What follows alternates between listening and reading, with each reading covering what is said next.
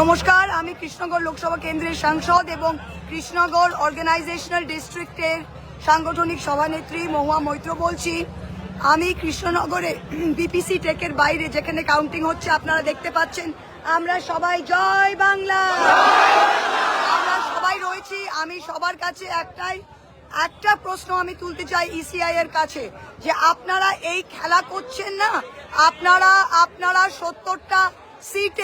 70টা সিটের প্রথম রাউন্ডের আপনারা রেজাল্ট এখন অবধি আপলোড করেননি। 70টা সিটের এখনো আপনারা রেজাল্ট আপলোড করেননি। আর আপনারা ইচ্ছাকৃতভাবে এটা করছেন যাতে আপনারা দেখাতে চান যে বিজেপি লিড করছে, বিজেপি বাংলা কোনোদিনই জিতবে না, জিতবে আমরাই। আর সেকেন্ড জিনিস, প্রত্যেকটা আমি কাউন্টিং এজেন্ট আর টেন্টের মানুষকে বলতে চাই, এই দেখুন কৃষ্ণগড়ের টেন্ট সবাই বসে আছে। ওরা ইচ্ছাকৃতভাবে লোকসভায় এই টাইমে আমাদের 10 রাউন্ড গোনা হয়ে যায়, আজকে কোথাও 2 রাউন্ড, কোথাও 3 রাউন্ড, ইচ্ছাকৃতভাবে এটা করছে এবং ইচ্ছাকৃতভাবে কয়েকটা ট্রেন্ড রিলিজ করছে।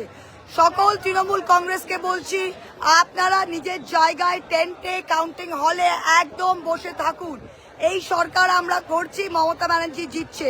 আর নির্বাচন কমিশনকে বলবো, একটু লজ্জা রাখুন, লাস্টে কিন্তু মুখে আপনাদেরই কালি হবে। 70টা সিটের আপনারা ডেটা ঝাড়েননি কেন?